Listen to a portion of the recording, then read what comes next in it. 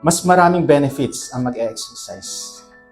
Pero, syempre, ayusin yung kinakain. Kasi walang benefit ang exercise kung hindi nyo ayusin yung kakainin nyo. 80% nutrition, 20% exercise. And mag-start lang sa walking. You don't need to lift like Heidelin Diaz, no? Kung ano lang kaya natin. Ma-enjoy natin ang exercise, magugulat kayo. I have a patient, cancer survivor. Proud na proud ang onko. Why? Sa lahat ng pasyente niya, siya ang maganda ang bone mass density. Sabi ng onko, anong ginagawa mo? Doc, I lift weights. I do squat. 64 years old. Do lifting. Nag-squat 64. Bone mass density improved.